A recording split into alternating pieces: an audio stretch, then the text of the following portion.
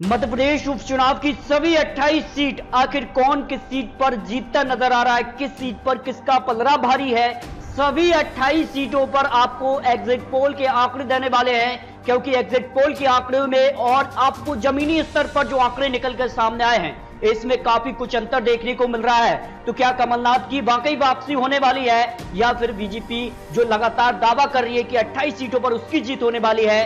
तो मध्य प्रदेश की 28 सीटों पर क्या कुछ आंकड़े, इन 28 सीट, क्योंकि हम एक नहीं सभी 28 सीटों पर आंकड़े देने वाले हैं, और उसके बाद आपको दिखाएंगे कि कितनी सीटें किस पार्टी को मिलती नजर आ रही है। ज्योतिरादित्य सिंधिया ग्वालियर चंबल में किस प्रकार का मतदान जो हुआ है उसका फायदा क्या बीजेपी को होगा, या फिर कमलनाथ जो कि 28 में से 27 सीटें 2018 चुनाव में जीत चुके हैं, तो क्या उपचुनाव में कांग्रेस जो लगातार दावा कर रही है कि उसकी कहीं ना कहीं ज्यादा सीटें आने वाली हैं। सबसे पहले बात करते हैं जौरा विधानसभा सीट के लिए जीत का दावा बीजेपी, कांग्रेस और यहां पर बसपा भी कर रही है, लेकिन बसपा भी यहां पर काफी मजबूत स्थिति में है। और यहां पर अगर बात करते हैं सीट पर कांग्रेस जीतती नजर आ रही है, जो यहां पर जमीनी स्तर पर जो आंकड़े निकलकर सामने आए हैं। ग्वालियर सीट की बात की तो ग्वालियर सीट पर भी बीजेपी का जीत का पलड़ा पहले भारी था, लेकिन जो जमीनी स्तर पर आंकड़े हैं इस सीट पर फिर कांग्रेस का पलड़ा भारी है, क्योंकि यहां पर केवल 56% मतदान हुआ है, उसका फायदा कांग्रेस को मिलने की संभावना है। तो ग्वालियर सीट जो है कांग्रेस के खाते में जा सकती है, ये बड़े आंकड़े हैं। यहां पर सुबासरा की बात करें, सुबासरा सीट बीजेपी के पाले में जाती नजर आ रही है। इसके अलावा सांबेर विधानसभा सीट पर कांटे की टक्कर है, दोनों ही पार्टी लगातार दावा करती आई है कि उनकी जीत होने वाली है। और यहां पर जमीनी स्तर पर भी आंकड़े इस तरह के बन नहीं पा रहे हैं कि किसके पाले में सीट जा सकती है, लेकिन कांटे का मुकाबला यहां पर मिलता नजर आ रहा है, जो जमीनी स्तर पर आंकड़े निकलकर सामने आए हैं। डबरा विधानसभा सीट सीधे तौर पर बीजेपी के पाले में जा सकती है, ये बड़े आंकड़े यहां पर निकलकर सामने आ रहे हैं डबरा विधानसभा सीट के लिए।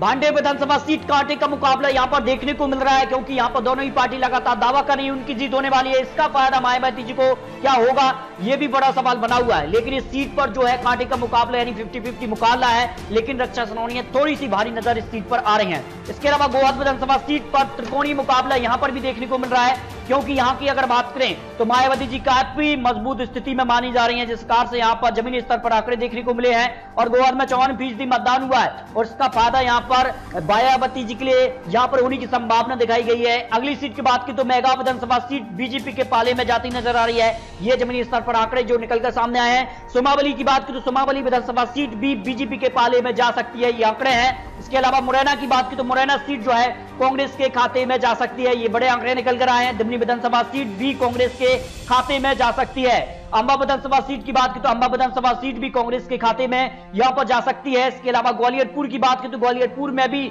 जो है 50-50 मुकाबला देखने को मिल रहा है, और यहां की अगर बात की तो दोनों ही दल जो है यहां पर दावा कर रहे हैं कि उनकी जीत होने वाली है, तो यहां पर कांटे का मुकाबला देखने को मिल रहा है। पौड़ी की बात की तो पौड़ी विधानसभा सीट पर बीजेपी का पलड़ा यहां पर भारी नजर आ रहा है। करेरा से बात की तो करेरा सीट जो है कांग्रेस के पाले में जा सकती है।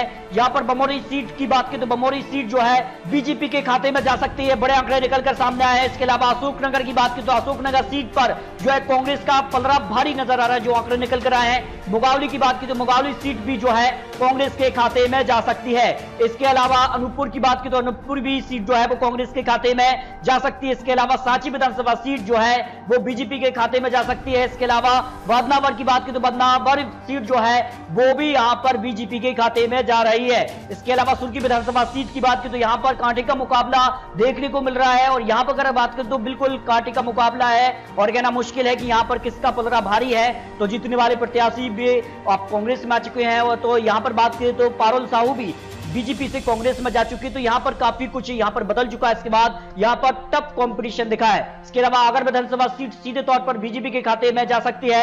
हाट पिपलिया की बात की तो हाट पिपलिया सीट भी बीजेपी के खाते में जा सकती है। इसके अलावा नीपानगर में भी कांटे का मुकाबला है, लेकिन इस सीट पर कांग्रेस का पलड़ा भारी नजर आ रहा है। यहां पर मांधाता से बात की तो इस सीट पर जो है बीजेपी का पलड़ा भारी नजर आ रहा है। बड़ा मल्हारा से बात की तो इस सीट पर जो है कांग्रेस का पलड़ा भारी नजर आ रहा है। रामसिया भारती यहां पर जीतती नजर आ रही हैं, जो यहां पर ताजा आंकड़े निकलकर सामने आ रहे हैं। इसके अलावा ब्यौरा विधानसभा सीट की बात की तो ब्यौरा सीट जो है वो कांग्रेस एमएलए के निधन के कारण खाली हुई थी, और ऐसे में जो है सहानुभूति वोट उनके खाते में जाते नजर आ रहे हैं। इस कारण सीधे तौर पर ब्यौरा विधानसभा सीट कांग्रेस के खाते में जा सकती है। तो दोस्तों मध्य प्रदेश की कई सीटों पर त्रिकोणीय मुकाबला देखने को मिल रहा है, तो सीधे तौर पर कई सीटों पर कांटे की टक्कर बीजेपी और कांग्रेस में दिखाई दे रही है। इसका फायदा क्या मायावती जी को मिलने वाला है, इसका फैसला तो 10 नवंबर को होने वाला है। लेकिन जो जमीनी स्तर पर ताजा आंकड़े निकल कर सामने आए हैं, मध्य प्रदेश की 28 सीटों में से बीजेपी का पलड़ा अब भारी नजर आया है। 12 से 18 सीट तक बीजेपी पहुंच सकती है। इन 28 सीटों पर जो ताजा एग्जिट पोल के आंकड़े सामने निकल कर आ रहे हैं, 10 नवंबर को आपको फाइनल रिजल्ट देखने को मिलने वाले हैं। लेकिन ये एग्जिट पोल के आंकड़े हैं 13 से 17 सीट पर कांग्रेस भी जीत सकती है और दावा कर रही है कि अगर उन्हें 20 सीटें अगर इस उपचुनाव में मिल जाती है तो फिर कहीं ना कहीं सरकार पलट भी सकती है। ये बड़े आंकड़े निकल कर सामने आ रहे हैं, जिस प्रकार से कमलनाथ लगातार दावा कर रहे हैं कि कई विधायक बीजेपी के संपर्क में आ चुके हैं और ये कहीं ना कहीं बीजेपी को बेचैन कर सकती है। कांग्रेस ने अपने एमएलए को यहां पर भोपाल में शिफ्ट भी कर दिया है। ये बड़ी खबर मध्य प्रदेश उपचुनाव को लेकर है, यानी कुछ भी हो सकता है। मध्य प्रदेश की 28 सीटों में से अगर बात की तो 2 सीटें ऐसी भी हैं जहां पर बीजेपी कांग्रेस में कांटे का मुकाबला देखने को मिल रहा है और बसपा भी इन 2 सीटों का दावा कर रही है कि कम से कम उनको यहां पर 2 से ज्यादा सीटें मिलेंगी। लेकिन जो एग्जिट पोल के आंकड़े हैं कि यहां पर 2 सीटें कहीं भी जा सकती हैं, यानी कई सीटों पर बीजेपी कांग्रेस में सीधे मुकाबला देखने को मिल रहा है तो कई सीटों पर त्रिकोणीय मुकाबला भी देखने को मिल रहा है।